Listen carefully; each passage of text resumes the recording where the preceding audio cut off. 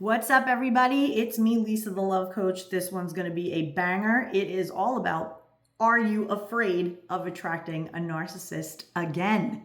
If you are on the YouTubes and the Googles and you've been searching, I'm afraid to attract a narcissist again, and maybe you've done some inner work, maybe you've done a little healing, read some books, watched some videos, but you're like, I don't know if I want to date again because I fear that I'm going to attract another narcissist. This is because you lack self-trust. But by the end of this video, it is my intention that you are going to have the clear list of things that narcissists look for in their prey, because as you know, these people are predatory. And so the idea here is for you to understand what they look for so that then you are no longer prey. You start to do the complete opposite of the things that they look for. So let's jump into this content. But before we do, at any point in time, you can stop watching this video. Like if the moment hits you right and you're like, I gotta work with this girl, I gotta get some information. You can go over to my website, LoveQuestCoaching.com, and you can get a free love life assessment. And it's not done by AI, it's done actually by me. I will read your form, I will go over it in detail, and I will provide you with a report for free. And that's over at LoveQuestCoaching.com. The link is in the description. And the link to the full blog article that this video is based on is also available in the description. So feel free to have a look there for more information. That will help you. All right, so let's start this off with, what do narcissists look for in their supply? That's what they call it. You're a supply source for their energy. First thing that they look for is someone who is empathetic and caring, but lacks boundaries. It is awesome to be empathetic and caring. However, if you are not an empowered empath, that's what I call it. That's what I train people how to become.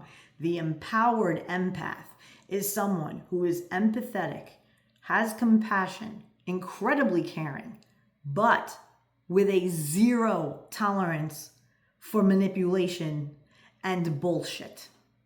And the typical gaslighting and fuckery, if you will, that the narcissists tend to love to dish out. No, I'm giving it to you straight. This is my style. It's not for everyone, but for those who it's for, it's going to hit you right.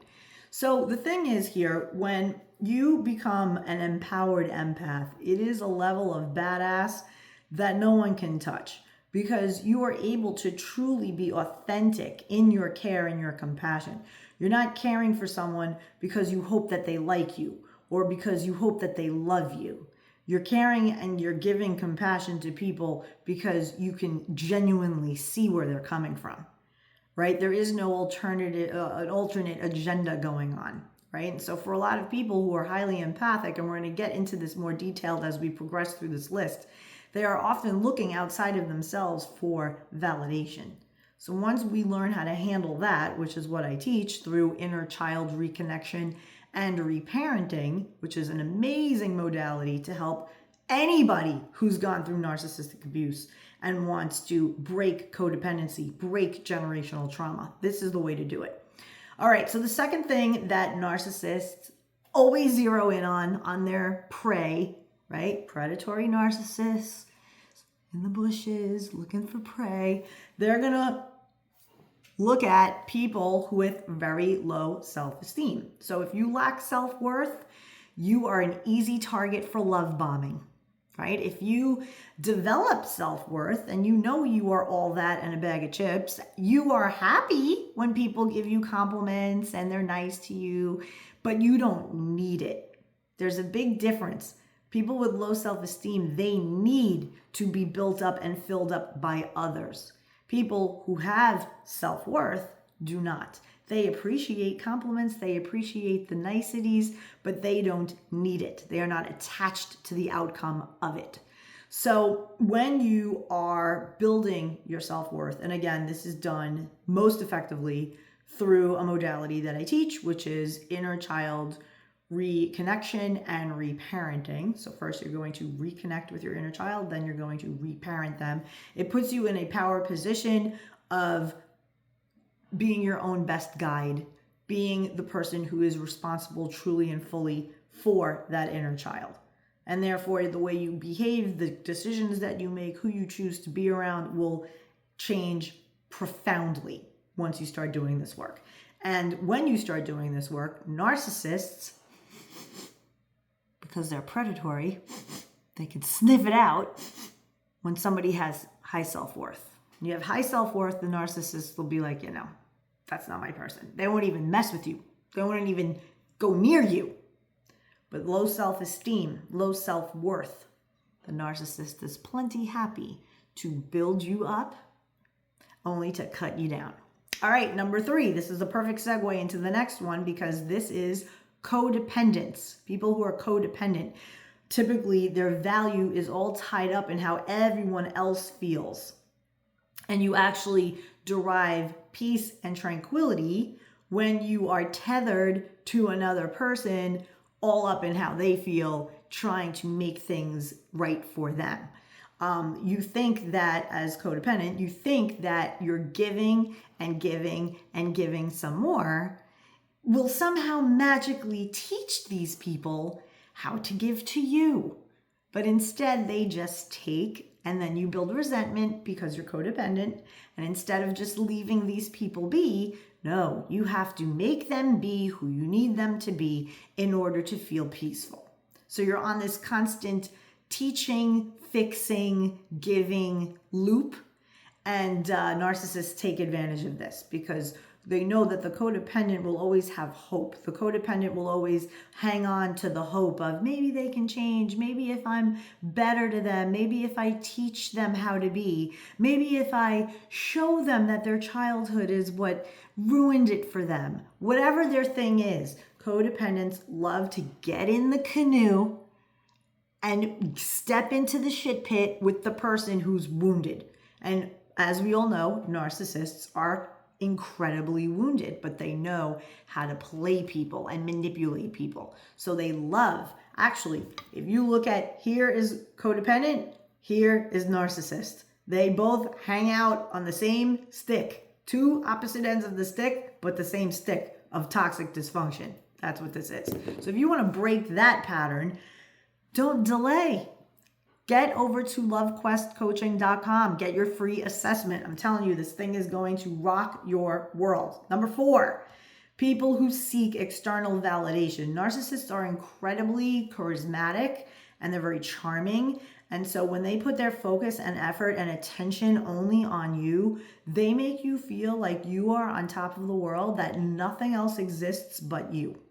And so to the receiver of that, it's literally a dopamine hit. Right? When somebody has their full attention and focus on you, when they're making effort on you and only you, you feel loved, you feel special, right? But notice, it's an external validation. It's coming from outside of you.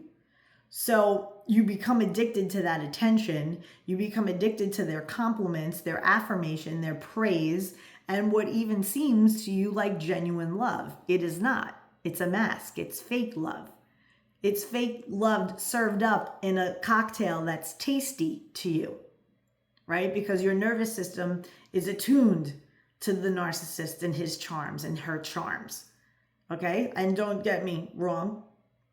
I'll be very clear. Narcissism knows no gender. There are plenty of female narcissists. You want to look into histrionic behavior, right? And you also have the male. So there's no gender here. Women can be narcissistic just the same. So the external validation thing is, I'll give you an example. If you ever overshare, right? So you meet a narcissist, you don't know they're a narcissist, you meet anyone. And inside of an hour's date, you're telling this person your entire life story and you're oversharing. And you think that the narcissist is like the best person ever. This is a person that let you talk and held space for you, and oh my God, this person listened to me, and I've never had anyone listen to me this way in my life. And that's the problem. You haven't done the inner child work yet. So you're actually on a date, not as grown ass adult you. Your maybe inner 11-year-old is the one on the date, or maybe your inner 16-year-old is on the date. A wounded past version of you is the one that the narcissist is targeting. So the more healed you are, the more adult you are, the less likely a narcissist is going to come and mess with you. They know that they won't. They'll be like, I don't like dealing with an adult. I want to deal with a wounded child all locked in the body of an adult. Right? So know that this is the thing. Narcissists they know what they're listening for. They're listening for woundedness. They're listening for language that says you're still wounded. If the narcissist asks you about your childhood, how were you raised, and you lay into this story about how your parents were divorced and you never really had a good relationship with your dad, and then you reconnected later in your teen years, but then your dad got cancer and died, and it was just, and he or she is locking in on that is an unhealed wound. I can exploit that. So let me sit here and listen to them pour their out. And I'm going to fake them into thinking that I give a shit. But I don't. I do for the purposes of my agenda. That's all the narcissist mindset is. Their agenda.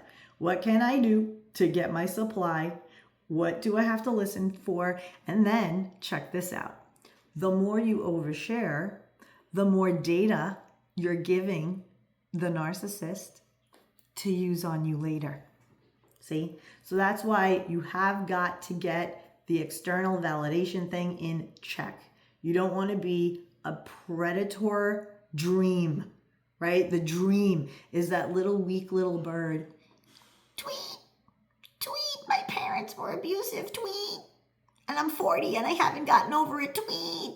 I say I'm over it, but the first minute that somebody gives me attention, tweet, I'm theirs for life. No. And this is what I teach people how to overcome. Number 5, people who are overly trusting. Easy to manipulate, right? It's very easy to be manipulated when you trust everyone. Give everybody the benefit of the doubt. Oh, it's just a nice person. This is a nice woman. She's sweet. Really nice. She's nice to me. No, cannot. Got to go in, not guarded and closed, but open and assessing. Assess. You have to decide if they're for you just the same as they're deciding if you're for them. The key for you is you put yourself first. Like, I'm not on this date for you. I'm not here to impress you. I'm here to size up if you're for me. And as you can tell by the ring on my hand, that approach to dating gets you healthy people because you're looking out for yourself, not in a selfish way, not in a conceited way, in a simple, I care for me. I want to know if you're the right person for me. So people who overly trust, if you're second guessing yourself, the narcissist is plenty happy to step in and control you, right? If you ignore red flags or you see a red flag and you don't do anything to impose some sort of consequence for the red flag, the narcissist is plenty happy to just take you along on the ride. And then you lose yourself. So if any of this so far is hitting it for you, like I said, head on over to LoveQuestCoaching.com. When you get there, you'll see a picture of me, so you know it's actually me. And then underneath is a button that says get your free love life assessment. You click the button. You can even bypass that and get on my calendar and do a session with me. All is well. I welcome the contact however way it comes. I'm here to help you. Okay. Number 6. People who are isolated. I have a client. She had a run-in with a narcissist. Why? Because she left her city to a new city for work. So they relocated her. And she lives in this new city. And she's kind of new and green and not really living sophisticated. Right? She's very like good at her work and whatever, but she wasn't very city girl kind of thing like that. So now she finds herself in this whole new city and she's just like overwhelmed, whatever. And so she's isolated. She doesn't have friends. She doesn't have family. She's just new in town. and she's setting up her new life there for, a year and a half, however long her assignment is. And this man swoops in, and she thought, this is my friend. This is going to be my friend in this new city. Oh my God. He proceeded to take her under his wing, started it off as friends. And that's the other thing. These people are very patient, right? So she was isolated. So this man knew, easy target. And if friendship is all she wants for now, of course, because she's new in this city, I'm just going to come at her slowly as friend. Well, within a month, because the narcissist magic of charisma and charm that they offer, plus saying all the right things, plus getting all of the information from their target, and then mishmashing, spinning, and baking up a nice pie of that information served right back to her. This is their master manipulator's master. She felt like she was put in that job so that she had to move. The spirits were aligning. God put her there to meet this man. This is the man for her. She was, in 1 month, smitten, like sprung on this dude. Fast forward, year later, he's berating her, manipulating her, doesn't let her have friends. She starts making friends, right? Because now you're living in a new city. She starts joining yoga. She starts joining Pilates, playing pickleball, doing the things. She's meeting friends. And every time she wanted to go to be with friends, he'd show up, he'd have a thing, a drama would show, a drama would appear, and she'd have to excuse herself, and then she ended up isolated again. So they want you to be isolated. And if you already are isolated, I suggest, this is what we ended up doing, a little do-over with this woman. I said to her, create a network of people. Create a solid social life. Good friends that you can go to and hang out with and have a robust life. This way you are not isolated.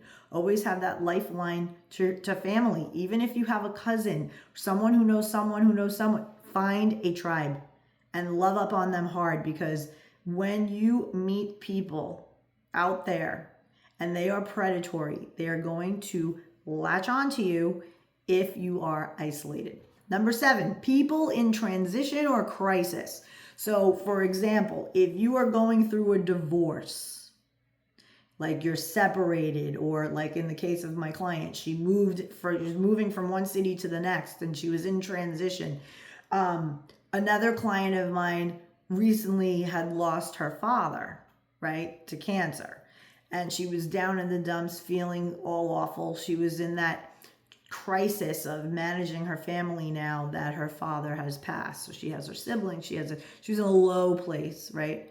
And she was in a crisis mode, right? She had to help her mother didn't know what to do, like all the things. And so, these are people that are going through loss. They're going through a difficult life circumstance. They are at the lowest of the low in their life, and then they decide to date. Or the narcissist swoops in and convinces them, oh, just let me take you out to dinner. You're in such a low place. No, I don't really want to date anybody. I'm good. Oh, well, just take my number. They're very patient, right? You need somebody to talk to. Your father just died. This is what happened with this woman, right? She's like, I just found comfort in the solace of a stranger.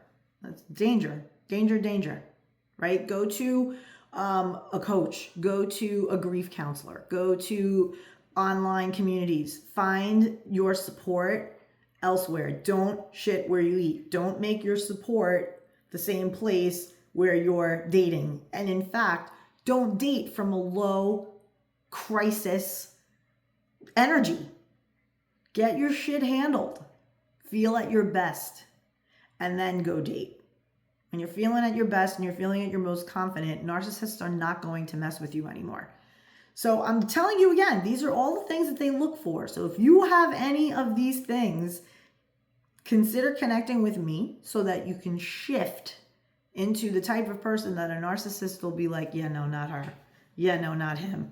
I can pick on that person. I can pick on that person, but you, no. It's like I said, predatory people know exactly what to look for. They know your gait, the way you have your body language. They can tell. They can tell. Number 8, generous people with a solid lifestyle who are givers. If you're doing okay for yourself. And this, I would say in this category is the Captain Save-A-Ho, right? The Captain Save-A-Ho is in this category. Generous guy, has a solid lifestyle, sees a beautiful woman, she's in a bad way. In 1 week, she lost her job, all her tires went flat, she's miserable, and boom, they meet. And she sizes up this dude, and it's like, tells him everything he wants to hear. And before you know it, he's buying her new tires. She's sleeping in his house. She's moving in all her stuff. And like they just met 6 weeks before or like, 4 weeks before. It's very weird, right? And I hear stories like this from men all the time. They get played. They get played all the time. They take on this like daddy caretaker role and they get off on it because they want to be the good guy. They want to be seen as good. Or perhaps there was something that happened in their childhood where they were in a position that they had to take care of their mom, right? Like they had to be parentified too soon. So they just have a nervous system that's set to picking up the scraps of everybody else. So that makes them perfect prey to predators. Predatory people who don't have their shit together, who are looking to like mooch off of other people. See, so this is how, men come to me and they say, oh my God, this girl was a total psycho. She was a complete narcissist. I had no idea. She was the sweetest girl. Oh, tell me, how did you meet? Oh, it was really amazing. Like I was out random and I just met her at like this bagel shop. And, she just was so cute and so charming. She asked me if anybody was sitting next to me. And I said no. And we just started chatting. Right. And what was her lifestyle like? Oh, she was in a really bad way. She had lost her job and this and that. And she had like issues with her car. And what'd you do? Well, I felt bad for the girl. So I just, I hooked her up. And then she said I had to repay you. So she tried to cook for me. Right. And where did she cook for you? At her house? No, at my house. Oh, funny how that is. So now she's casing your house. Right? That everything is a strategy with these people. Everything. Right? Gotta have your wits about you. And I know a lot of people out there freak out. They see this video and they're like, holy shit, I'm not dating anybody. Everybody's a psycho. I'm not dating anybody. No. It's on you to become the person who is a magnetic attractor match for healthy people. And it's possible to do that. This is where I come in. So I give you everything that's they're looking for so that you can flip that and become the opposite. I'm not sitting here saying, don't be generous, don't have a solid lifestyle. No, I'm not saying that at all. I'm saying be generous, have a solid lifestyle. However, have boundaries. Have simple boundaries. Example of a good boundary, you have a bunch of money, you don't travel with someone until you're with them and it's commitment and you size them up and you're already together 8 months to a year. Then you travel with them, right? You stretch out that beginning time, the beginning phase so that you can really get to know them. And you can start asserting boundaries and you see how they react to boundaries. Narcissists do not like boundaries. You want to make sure if somebody is a narcissist or not, assert a boundary and then lean back and just watch it play out. If they start bargaining, negotiating, insulting you for asserting a boundary, that's a red flag and you need to end it immediately. So, as you know, narcissists target people that they can easily control and manipulate. And if you're afraid of attracting a narcissist again and don't want to attract a narcissist ever again, then consider working on the following things. Number 1, self-love. Number 2, the ability to self-regulate emotionally so that you're not so reactionary.